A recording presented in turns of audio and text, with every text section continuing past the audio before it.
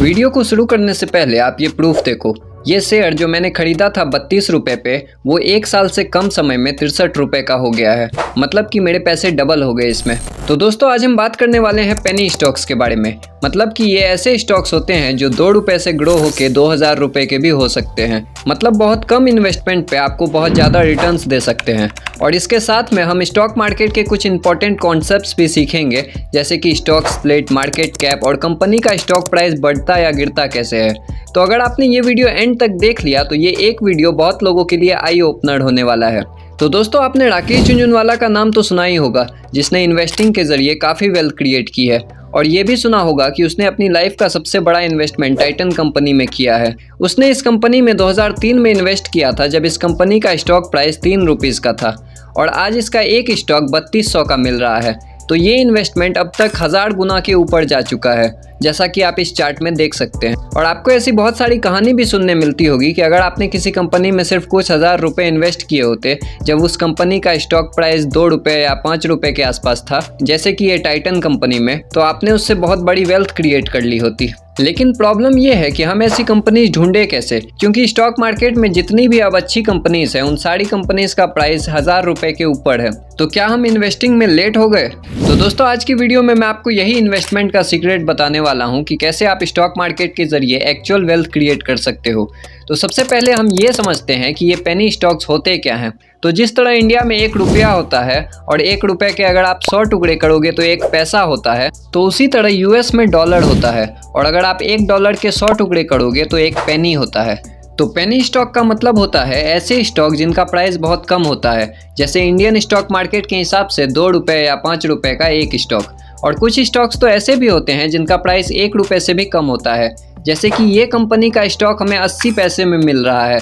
तो अगर आप इस कंपनी में 80,000 रुपये इन्वेस्ट करोगे तो आपको इस कंपनी के टोटल 1 लाख शेयर मिलेंगे। लेकिन प्रॉब्लम ये है कि हमें पता नहीं है कि ये कंपनी का स्टॉक फ्यूचर में परफॉर्म कैसा करेगा और ये कंपनी कितने रेट से ग्रो हो सकती है। लेकिन फिर भी लोग ऐसे स्टॉक्स में इन्वेस्ट करते हैं और मैक्सिमम लोग ऐसे स्टॉक्स में इसलिए इन्वेस्ट कर लेते हैं क्योंकि उनको एक साथ बहुत सारे शेयर्स खरीदने को मिलते हैं। क्योंकि अगर आप कोई अच्छी क्वालिटी कंपनी सेलेक्ट करते हो, जैसे कि पावर इंडिया, जिसका कि एक शेयर ही 11,000 का है और आपको 15,000 रुपये इन्वेस्ट करने हैं, तो आपको इसका सिर्फ एक ही शेयर मिलेगा और इसमें तो कुछ मज़ा आएगा नहीं, क्योंकि एक शेयर से आपकी वेल्थ कैसे क्रिएट होगी। और बहुत लोग ये भी सोचते हैं कि ये स्टॉक ऑलरेडी बहुत महंगा हो गया है, तो अब ये और कितना ही ऊपर जा सकता है। तो इस वजह से भी बहुत सारे बिगनर्स पेनी स्टॉक सेलेक्ट कर लेते हैं, क्योंकि उसमें उनको लगता है कि उनका बहुत बड़ा प्रॉफिट हो सकता है। लेकिन आज मैं आप लोगों को एक बहुत ही इंटरेस्टिंग चीज़ बताता हूँ, जो कि आप लोगों ने शायद इससे पहले कभी नहीं सुनी होगी। तो वीडियो की शुरुआत में जो मैंने राकेश झुनझुनवाला का टाइटन कंपनी का एग्जांपल लिया था, जिसमें उसने 2003 में इन्वेस्ट किया था, एक्चुअली में उस कंपनी का शेयर 2003 में 3 रुपये का नहीं था। उसका एक्चुअल प्राइस 60 या 70 रुपीज़ के आसपास था, जैसा कि आप इस कंपनी की एनुअल रिपोर्ट में खुद देख सकते हो। अब आप में से बहुत लोग यहाँ पे कंफ्यूज हो सकते हैं कि ऐसा कैसे हो सकता है, हमें तो गूगल के प्राइस चार्ट पे दिख रहा है कि इसका स्टॉक प्राइस उस टाइम पे 3 रुपये का था। तो दोस्तों इसकी वजह यह है कि कंपनीज अपने स्टॉक्स को स्प्लिट कर देती हैं।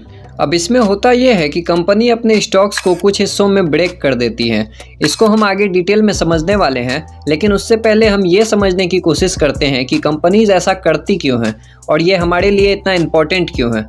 तो कंपनीज स्टॉक स्प्लिट इसलिए करती हैं क्योंकि वो चाहती हैं कि जनरल पब्लिक उनके स्टॉक में इन्वेस्ट करे। क्योंकि अगर कोई कंपनी का स्टॉक बहुत ज़्यादा महंगा हो जाएगा, जैसे कि लाखों रुपयों का, तो जिन लोगों के पास सिर्फ कुछ 1000 रुपये हैं इन्वेस्ट करने के लिए, वो तो उसमें इन्वेस्ट कर ही नहीं पाएंगे। जैसे कि अगर आप वॉरेन बफेट की कंपनी बर्कशायर हाथवे का एग्जाम्पल देखो, तो इसका एक शेयर का प्राइस फिलहाल 6,53,000 US डॉलर्स का है। मतलब कि एक शेयर इंडियन रुपीज़ के हिसाब से ऑलमोस्ट 5 करोड़ रुपए का है।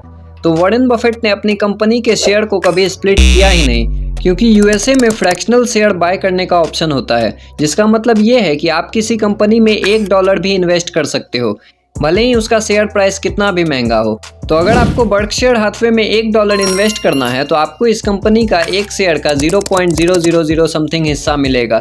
लेकिन इंडिया में ये फ्रैक्शनल शेयर्स बाय करने का ऑप्शन है ही नहीं। तो अगर आपको पावर इंडिया का शेयर खरीदना है और आपके पास 10,000 रुपये हैं, तो आप इस कंपनी का शेयर नहीं खरीद सकते। इसलिए इंडिया में अच्छी कंपनीज को बार बार अपने स्टॉक्स को स्प्लिट करते रहना पड़ता है, ताकि उनकी शेयर का जो प्राइस है वो एक अफोर्डेबल रेंज में रह सके, मतलब कुछ 1000 रुपये के आसपास। अब ये स्टॉक स्प्लिट काम कैसे करता है, इसे हम एक सिंपल एग्जांपल के साथ देखते हैं। तो इमेजिन करो एक छोटी सी कंपनी है जिसने अपना सिर्फ 100 शेयर्स लोगों में इशू करके रखे हैं और इसके हर एक शेयर का प्राइस 1000 रुपीज़ का है। तो इस हिसाब से ये कंपनी के सारे शेयर्स खरीदने के लिए, मतलब कंपनी को पूरा खरीदने के लिए आपको 1 लाख रुपए पे करना पड़ेगा। तो इस 1 लाख रुपए को हम मार्केट कैप कहेंगे, यानी पूरी कंपनी की मार्केट वैल्यू। अब मान लो आपने 10 साल पहले इस कंपनी का सिर्फ एक ही शेयर खरीदा और आज 10 साल बाद ये कंपनी ग्रो हो गई और इसका एक शेयर का प्राइस इंक्रीज होके 20,000 रुपयों का हो गया है, मतलब 20 गुना ऊपर चला गया है। इसका मतलब ये है कि कंपनी की मार्केट वैल्यू भी लाख रुपए से इंक्रीज होके 20 लाख रुपए की हो गई है, क्योंकि ये कंपनी 20 गुना ग्रो हो चुकी है। लेकिन अब कंपनी को लगता है कि ये 20,000 रुपये जो इसका शेयर प्राइस है वो बहुत इंक्रीज हो चुका है, बहुत लोग इसे अफोर्ड नहीं कर सकते। तो कंपनी की मैनेजमेंट ने ये डिसाइड किया कि वो स्टॉक स्प्लिट करेंगे। तो मान लो ये कंपनी के मैनेजमेंट ने 1/10 का स्टॉक स्प्लिट किया। तो इससे होगा ये कि पहले आपके पास कंपनी का एक ही शेयर था 20,000 रुपये का, लेकिन अब आपके पास 10 शेयर्स हो जाएंगे। पहले आपके पोर्टफोलियो की वैल्यू 20,000 रुपयों की थी और हर एक शेयर का प्राइस 20,000 था, लेकिन अब हर एक शेयर का प्राइस 2,000 रुपयों का हो जाएगा और आपके पोर्टफोलियो की वैल्यू अभी भी 20,000 रुपयों की ही रहेगी। मतलब आपके हर एक स्टॉक का प्राइस नीचे गिर के 2,000 रुपयों का हो जाएगा। और जहां हम बात करें कंपनी की, तो स्टॉक स्प्लिट के पहले कंपनी के 100 शेयर्स मार्केट में थे और स्टॉक स्प्लिट के बाद 1000 शेयर्स मार्केट में आ जाएंगे।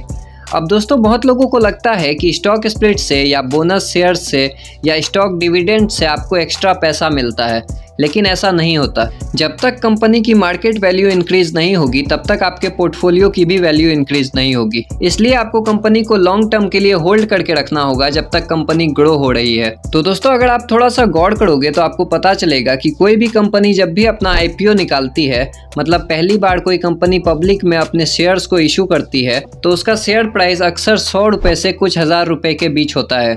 जैसे SBI कार्ड्स का शेयर प्राइस IPO के टाइम पे 750 रुपए का था, इंडिगो पेंट्स का 1500 रुपए का था। तो कोई भी कंपनी IPO के टाइम अपना शेयर का प्राइस 2 रुपए या 5 रुपए का नहीं रखती है। तो सवाल ये उठता है कि अगर कोई कंपनी अपने IPO के टाइम पे अपना स्टॉक प्राइस 100 रुपए से स्टार्ट करती है और उसका स्टॉक गिर के 2 रुपए का हो जाता है, मतलब कि एक पेनी स्टॉक बन जाता है, तो वो स्टॉक इतना नीचे गिरता कैसे है? क्योंकि मार्केट क्रैश में भी स्टॉक मार्केट ज़्यादा से ज़्यादा 50, 60 या 70% नीचे गिरता है। फिर चाहे रेसिशन आ जाए, कोविड-19 आ जाए या फिर वर्ल्ड वार हो जाए, लेकिन यहाँ पेनी स्टॉक 98 to 99% नीचे गिर जाते हैं। तो दोस्तों इससे हमें ये चीज़ पता चलती है कि इतना कम प्राइस किसी भी स्टॉक का तब होता है जब वो कंपनी बहुत ज़्यादा बुरी सिचुएशंस में पड़ती हैं। जैसे या तो वो कंपनी किसी फ्रॉड केस में पकड़ी गई, उनके प्रोमोटर्स भाग गए, या फिर कंपनी का पूरा बिजनेस मॉडल ही खराब हो चुका है, या उसके बैलेंस शीट में सिर्फ करोड़ों के लोन्स भरना बाकी है। मतलब इन शॉर्ट ऐसी कंपनीज जो बहुत ज़्यादा रिस्की हो चुकी है।